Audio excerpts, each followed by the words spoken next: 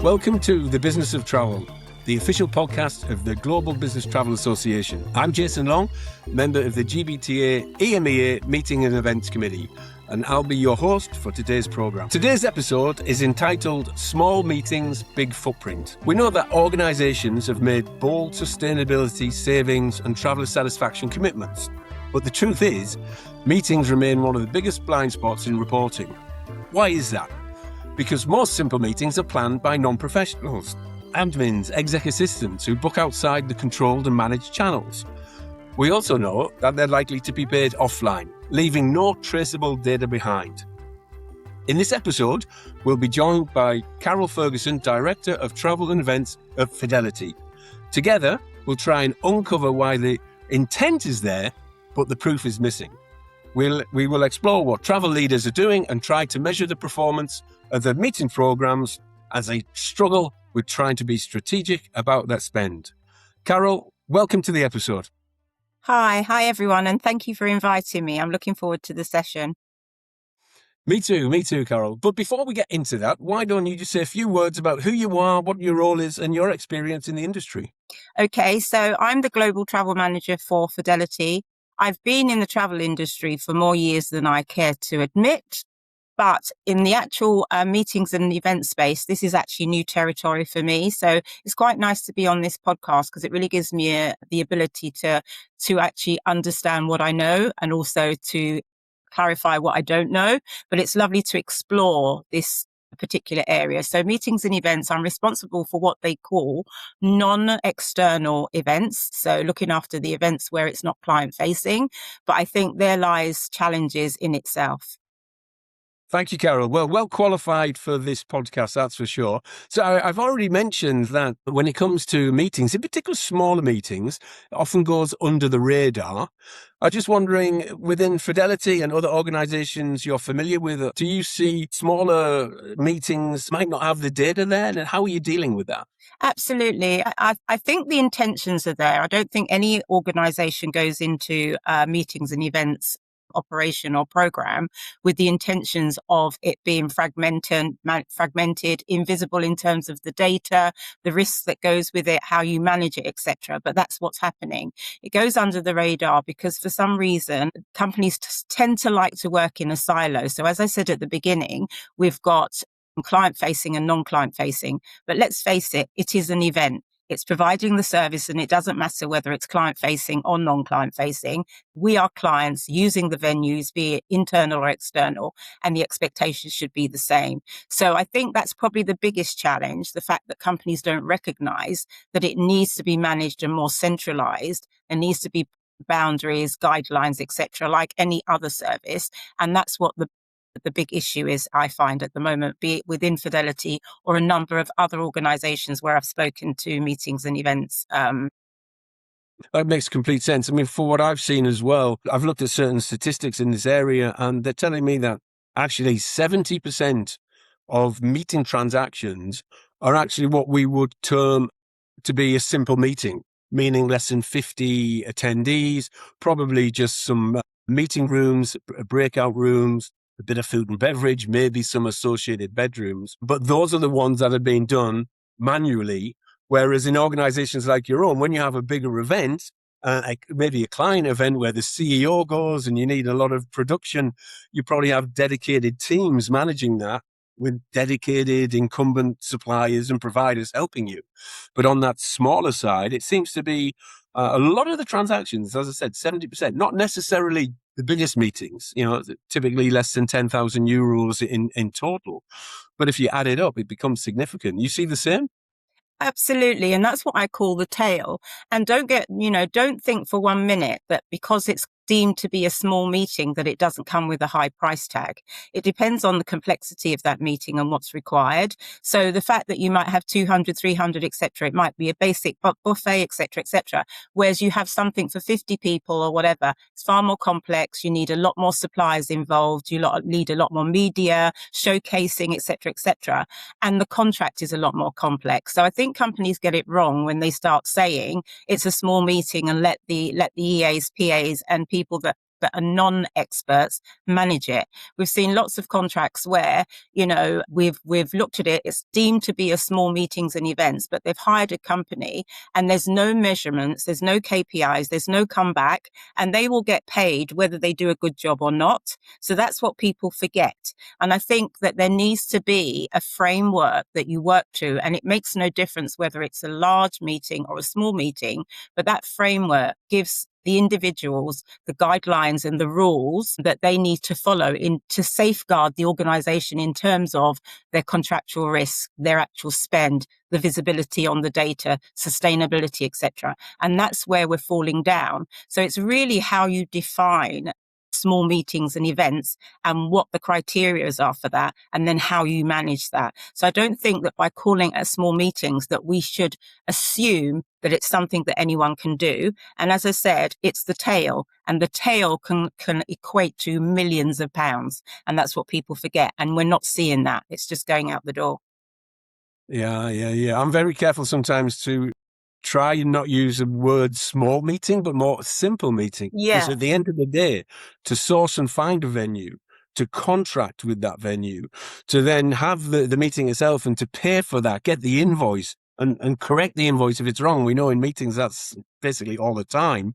That's just for me a transaction. And that's just quite a simple transaction to do. So using the word small, as you say, it could be a misdemeanor. And you could have a meeting that's literally tens of millions or hundreds of thousands at least in terms of the price tag to the end client. So here's a question, Carol, for you. At the moment then, because these frameworks don't exist, where do you get the data from to even assess what this spend might be? Well, there lies a challenge in itself. I'll give you an example. So you run a small meetings, assuming you do that. Parts of it, so in terms of the venue, the food and beverage, etc., any sort of media that you need, etc., goes through the project for that meeting. But then all of a sudden they'll say, but by the way, we've got 50 or 60 people coming, just go to the TMC and book individually. Well, you've lost all that air spend, which can equate to a significant amount of money. Just book your hotel separately. You're not picking that data up, especially if you're not linked to your TMC in terms of your events and how that's managed. So and because you're dealing with people that see that as, we haven't got time to do that, so let them look after themselves. If those individuals then decide to go off piste and do that directly, you've got the risk of the invisibility of that person as well. So that's why I'm saying, and then within your systems, if you haven't consolidated and collaborated with your events team to make sure that your system, when they punch in that booking, picks up the events part of it and links it to that project, that's money that's gone out the window. Yeah. Okay, so Carol, I'm interested to know, where do you get the data from to try and assess what the opportunity is? Because we know you said there's no framework. So what are you doing today to try and find out this data? Yeah, and that's a challenge in itself. And the reason I say that is because, example of that is if you're not collaborating and working with your travel management company when it comes to the booking, someone will organize what they call a small meetings and events. And part of that, because of resource or time, they will say to the guests, book your own flights, book your own hotel. If your systems are not linked when they're making that booking to that event, it means that's invisible spend, and it will just be seen as transient spend. But it's not. It's a big chunk of what you are spending on that particular event that then becomes invisible, because when they do the reporting, they don't take that into consideration. And as you know, air spend can be a significant part of what you're spending on that particular event. So you're relying on that. And if it's not coded correctly, you're missing a trick there. You're then also relying on the data that if you work with a supplier partner, hopefully they can give you that information. And if you're using an internal system where it's project coded, they'll be able to give you that information. But if you've got EAs and PAs that are doing this in isolation of the marketing team, for example, who has a customer relationship management system where they punch everything in, the EAs and PAs will just book it. No one sees what's being spent. It's not coded properly. So you don't really get a true picture of what you're actually spending. So you have to rely on what you've got, and there has to be a starting point. So you have to say, okay, I'm going to assume that all that is what we're doing. I then need to find a way of pulling that all together so that I can make decisions around, what our program should look like, based on the trends, what we should be telling the users to do, what the guidelines should be, what the policy can be. And without that, you can't do that. And at the moment, if it's this fragmentation, invisibility, different ways of working, both locally and globally, it is really, really hard to develop and create a proper managed meetings and events program. I can hear that. I can hear that. So to summarize, even getting the data in the first place is a chore, is difficult, sometimes impossible because there's no underlying framework or system. And then even when you do have the data, interpretation of that data, linking it to external spend, such as airlines, such as transient, isn't really possible today because of the lack of systems and framework. Absolutely. Which is interesting. So within Fidelity, do you try and merge, if you like, your meeting spend with your transient spend to get better negotiation power with the suppliers? Is that possible? That's something that we're looking to work on. I'd love to say that we've got it all going on. There's a lot of activity within Fidelity when it comes to events. As to the amount, I would be lying if I said this is our total spend. A lot of emphasis seems to be on the front office side of it, so the marketing side. We're now trying to say and change the strategy in terms of we should be looking at the whole and not fragmented in the current way. And in so doing, we should decide, do we do this internally? So do we have the right expertise? Do we have the right people to manage it? The structure. Is it something that we should be doing, or should we be bringing in a managed service or have a combination of the two? So a hybrid. So in terms of strategy and how we do it internally in terms of our policy and how we want it to look, but work with an external provider that has the expertise so that we're not losing time, energy, and lack of expertise in-house by using the experts to do that for us, but guiding it and saying, that's what we want it to look like. This is how our framework works. This is our policy, and this is what we'd like you to work to.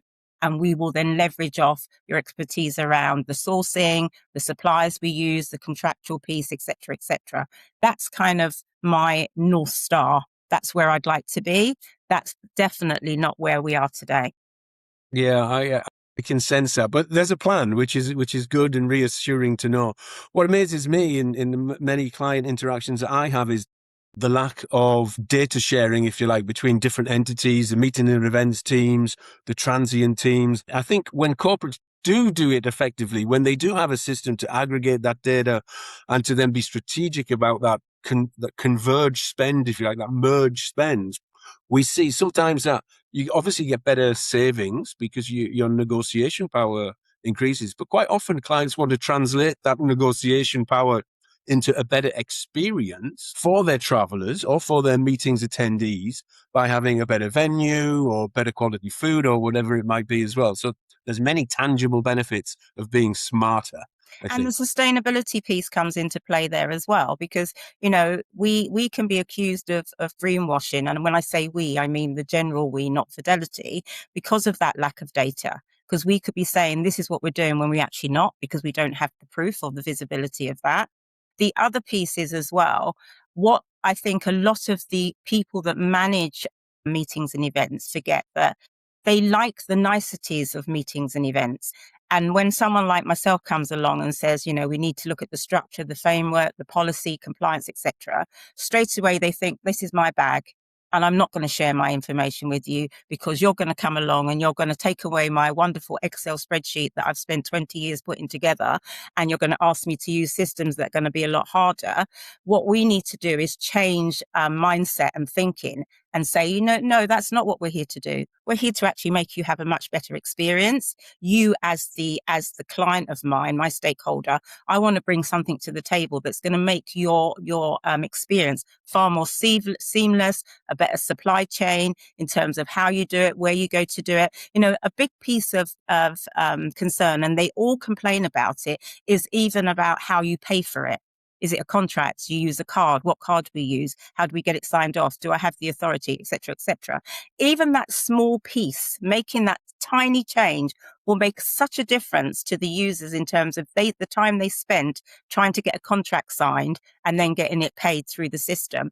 Even the contractual part, looking at the different tiers, looking at, what we're happy for them to take ownership of so they don't have to come through to us in terms of having those templates, understanding those templates, looking at the pitfalls and the risk. That then that reduces their time, and having an expert that can support them with that. So there's so many things that we can bring to the tangible things that we can bring to the table. If we can change mindset around, this is my baby and I don't want you to come in and take away all the nice things that I think I have, forgetting the time that they're wasting in terms of waiting for things to be signed, not having the right payment method, not having the expertise. So spending hours on the system, sourcing, going through Google, et cetera, et cetera. There is so many tangible things. And I think it's really important as looking at meetings and events with fresh eyes through different lenses, without really the expertise and knowledge that I know a lot of my peers have, but being able to say, well, I actually don't know this, but have the why. Why are you doing that? Why do you need to do it that way? Why should we kind of explore and look at things differently? And I think that's probably the biggest challenge for me, is getting my stakeholders to feel empowered and have the confidence in knowing that I'm not taking anything away from them. What I'm doing is bringing something better to the table and enhancing their experience. And that is probably the biggest challenge. And I would imagine that's linked to the problem we started this podcast with, which is the lack of data that you have, Yeah. and the lack of KPIs and performance data. Because if you could capture that, then you could highlight that to your stakeholders, and there'd be more of a shift to follow policy or to follow whatever system you're putting in place. Absolutely, because, you'll be able to show them those KPIs and be more factual, take away the emotions. So the data is key. Without that data, to set me on my path and my journey in terms of building my program. So what do we look like today? Where are the pitfalls? Where are the gaps? What is the data telling us? Where's the business coming from? Et cetera, et cetera. And being able to look at that and say, okay, that's what I know today. Based on that, where do I need to take it to take me to the next level, et cetera? And then being able to create, by having that information, being able to create those dashboards that you can go back to those same businesses and say, guys, this is what I'm seeing. I can not only show you the savings, but I can put some tools together that you can use. I can put a process together that's going to simplify what you do today. So just taking those emotions out of it and coming back with the facts. And again, data is key. Without that, we're going nowhere quickly. And I don't like to work on emotions. I like to work on facts. So when you go in, the fact that you like to go to lunch with this person and you prefer that hotel because they give you the best gifts, etc., I can say that's all very well. You can still work with that hotel. However, we can negotiate better deals, because I know across my globe, you're also using the same hotel, but you're paying different money. You're getting different services, et cetera, et cetera. I'm going to say you can still use them, but what we're going to do is make it sensible. I completely agree with you. And you mentioned a bit earlier on about sustainability data as well. When it comes to meetings, I'm not too sure I've seen much data in that area. When it comes to flights, there's a limited number of airlines and engine types. I think it's quite well documented, the CO2 impact of a flight.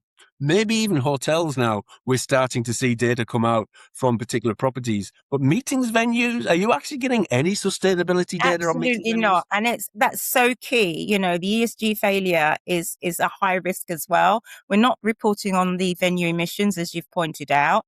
There's nothing to tell us about the attendee impact. Was it good? Was it bad? Was it ugly? What did they like? What they didn't like? What should we do differently? There's nothing to demonstrate and say that was a success. If we're just measuring success on the number of people that turned up, as far as I'm concerned, it's a good measurement. It means that people have turned up. But then can we say for the same event that we do the following year, are we getting the same returners? And are they coming back, and why are they coming back? What was it that they like? You're not seeing any of that. And if you had 100 people this time and then next year you get 50, but you kind of think, well, why is that? You don't know the why. You're not improving. You're not making a difference. And you're not actually challenging the venues that you're using. And you're not also being able to say, do you know what? I'm not going to use them again, because based on my measurements and the KPIs, they can't do that, or they're not providing that. And that's why data, again, is so important. And then the wastage and the catering. Half the time people go away and grumble and they go, the food was rubbish, or there was too much of it, etc., etc. But we never actually hear that because it's not being measured. And if you can't measure it, then you can't do anything. You can't do anything about it. So there's no results if you can't measure it. So I just think you're absolutely right. Sustainability is key. We keep talking about it, although AI seems to have taken over the world at the moment, but sustainability is still there, and we're still on the back foot when it comes to things like that. And I mean, I kind of want to take a step back when I say that, because there are probably companies out there that've got it all going on and they know what they're doing, etc. And, a lot of them will probably send me a message and go, Carol, come and talk to me. It's all perfect in my world. And absolutely, I'm happy to do that. But, I normally speak as I find. And from where I'm sitting, there's still not enough out there that's grabbing my attention enough to say, hey, I could be doing that. I'm really looking at it with a, clear lens to say, this is what I think we should be looking like. Based on what I've done in the past in my other roles, this is how I'd like to see it structured. But it's the how that I'm looking for. How do we do that? And how are you going to support me to do that? Absolutely. So the title of this podcast was Small Meetings. We should say now Simple Meetings, Big Footprint. I think we can jointly agree that there is a huge opportunity out there for the corporate business travel community to better manage this space. You mentioned very briefly at the end AI. I do think there's a huge opportunity for AI to interpret and optimize this data that we talked about. If you're interested, there will be another podcast on AI in Simple Meetings. So with that, Carol, thank you very much, not just for the insight that you're sharing from Fidelity, but also the wider industry in general. Very, very interesting and fascinating. Hopefully the listeners will enjoy that. Thank you.